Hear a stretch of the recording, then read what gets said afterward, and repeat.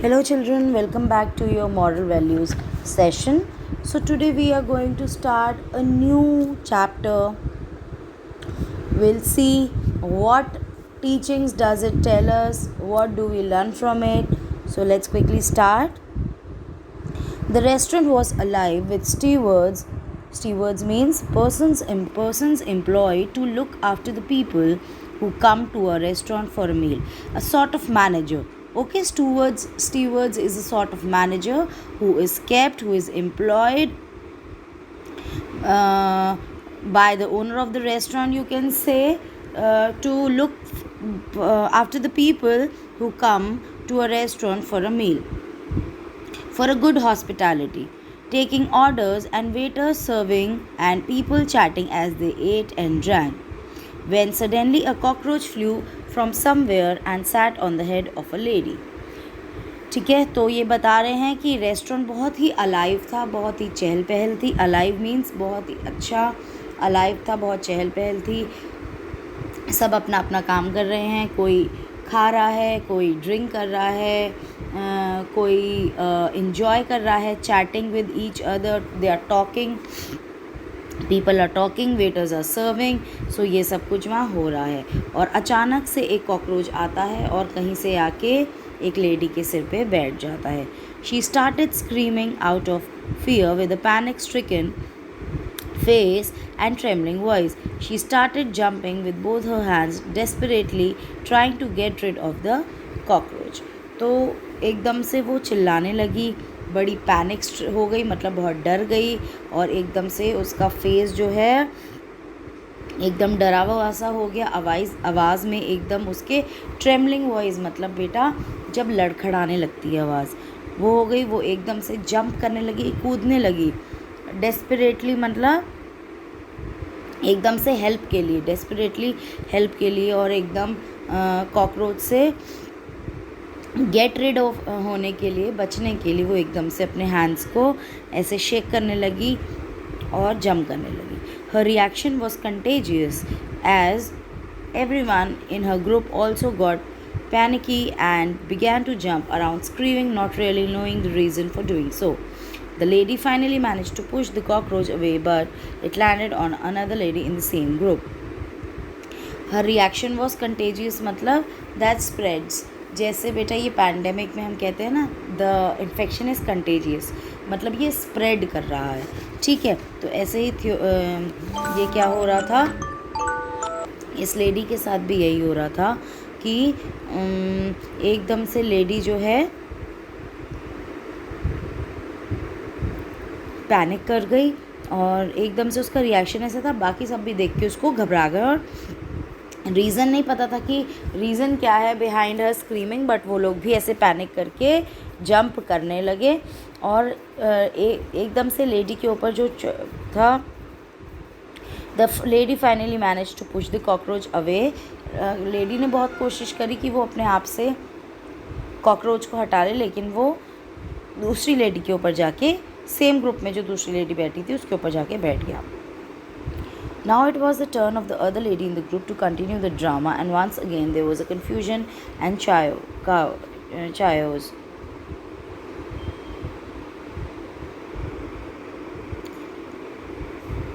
Now it was turn of the another lady. अब एकदम से another lady की टर्न थी उसका ड्रामे को कंटिन्यू करने के लिए, वो स्क्रीम करने के लिए, जंप करने के लिए. और इसी वजह से और केओस वहाँ पे हो गया. केओस इज़ बेटा बहुत पैनिक हो जाना, डिसऑर्डर हो जाना, बहुत मेसी हो जाना, सब कुछ डिसऑर्डर हो जाना.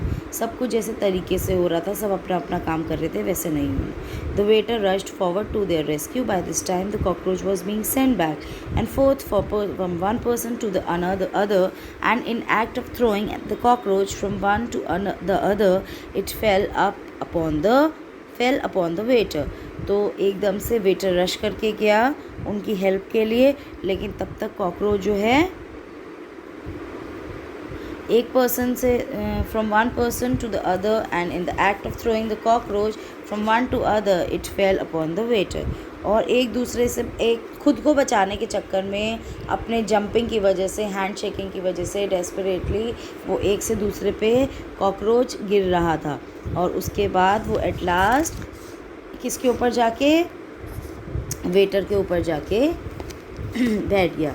द वेटर स्टूड फर्म, एकदम वेटर सीधे खड़ा हो गया। Composed himself and observed the behavior of the cockroach on his shirt.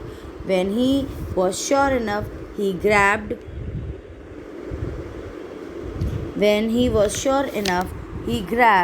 it with his finger and threw it out of the restaurant. अब वेटर एकदम से शांत खड़ा हो गया, एकदम कामली खड़ा हो गया।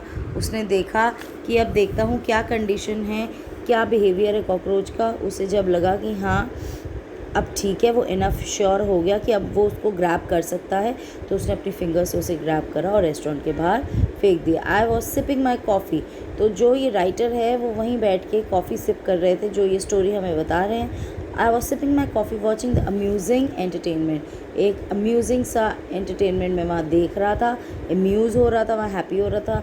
The antenna of my mind picked up a few thoughts and started wondering, was the cockroach responsible for their histrionic behavior? तो वो एकदम से सोचने लगे, एकदम उनका माइंड एकदम से स्ट्राइक करा उन्हें ये चीज़ कि क्या सच में कॉकरोच रिस्पॉन्सिबल है इतना ज़्यादा इन्होंने जो ड्रामेटिक बिहेवियर इन लेडीज़ ने या वेटर्स ने दिखा। If so then why was the waiter not disturb, और अगर ऐसा है तो वेटर क्यों नहीं डिस्टर्ब था? लेडीज़ ऐसा कर रही थी, वेटर को कोई प्रॉब्लम क्यों नहीं थी? He handle it near to perfection with any chaos, तो उन्होंने कहा कि उसने without any chaos, any disorder, any problem आराम से उसने उस चीज़ को डील कर लिया, बाकी सब ने क्यों नहीं। It is not the cockroach but the inability, means not being able of those people to handle the disturbance caused by the cockroach that disturbed the ladies. तो कह रहे हैं कि ये कोई कॉकरोच ने नहीं किया था, ये उनकी खुद की इनएबिलिटी है। इनएबिलिटी मतलब अपने अंदर का मतलब स्टेबिलिटी नहीं है उनके अंदर, बिल्कुल भी चीज़ों को लेकर हैंडल करने की उनके अंदर कमी है। तो वो जो डिस्टर्बेंस आया वो उसे झेल नहीं पाए, लेकिन वेटर ने उसे गो थ्रू हो गया। I realized that it is not the shouting of my father or my boss or my colleagues that disturb me, but it's my inability to handle the disturbances caused by the shoutings that disturb me. This is a very nice lesson clear here. उन्होंने भी यही realise करा, जो वहाँ author थे, writer थे, उन्होंने भी ये रियलाइज़ करा कि ये मेरे फादर की शाउटिंग्स, डांट मेरे बॉस की या मेरे कलीग की नहीं है जो मुझे डिस्टर्ब करती है, बट ये मेरी खुद की इनेबिलिटी। अगर मैं किसी काम को, किसी कार्य को पूरा नहीं कर पाता हूँ, वर्क को कंप्लीट नहीं कर पाता हूँ, और उसके बाद अगर मुझे कुछ सुनना पड़ता है तो वो चीज़ मुझे डिस्टर्ब करती है। ऑब्वियसली जब वो मैंने काम नहीं किया है, वो मेरी इनेबिलिटी है कि मैं उसको किस सेंस में ले रहा हूँ। अगर टीचर हमें डांट रही हैं तो वो हमारे अच्छे के लिए डांट रही है, तो हमें आगे से कहना चाहिए sorry ma'am, we will not repeat it again, और हम उसे आगे से और पक्का लर्न करेंगे या काम पूरा करेंगे।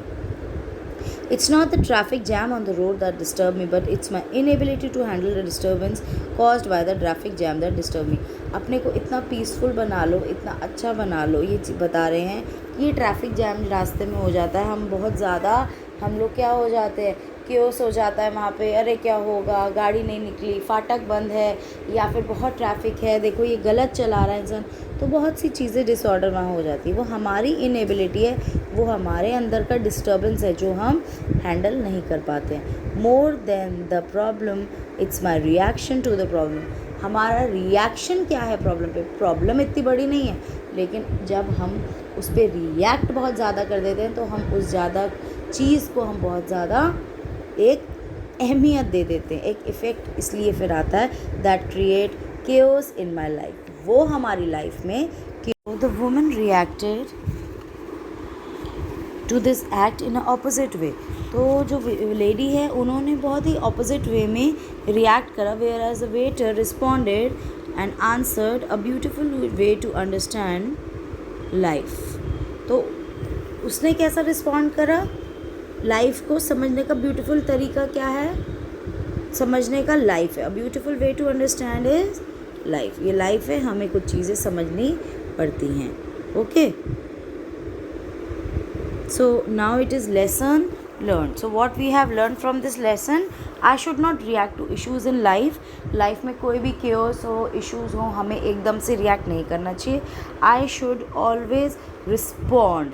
रिएक्ट नहीं करना चाहिए, रिस्पॉन्ड करना चाहिए, रिप्लाई करना चाहिए अच्छे तरीके में, पॉजिटिव वे में. ठीक है, सोचना चाहिए. रिस्पॉन्ड और रिएक्ट में फ़र्क होता है. Reactions are always instinctive. वो एकदम से रिएक्शंस जो होते हैं वो नेचुरली आते हैं, whereas responses are always well thought of. Response आप जो देते हो वो जो होता है सोच समझ के होता है, लेकिन रिएक्शन विदाउट थिंकिंग होता है. A person who is happy is not so because everything is right in his life. He is happy because of his attitude towards everything in his life is right.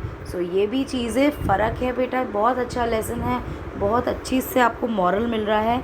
वो ये बता रहे हैं कि person happy नहीं है, ऐसा नहीं है. प्रॉब्लम्स हर किसी के लाइफ में, लेकिन उस लाइफ में उस एटीट्यूड के साथ जीना, without issues, without chaos create करना. केओस तो देखो आएंगे, प्रॉब्लम्स आएंगी, अप एंड डाउन्स आएंगे, but now it is your responsibility how to react to that particular situation in life or to respond to that particular situation in life, right?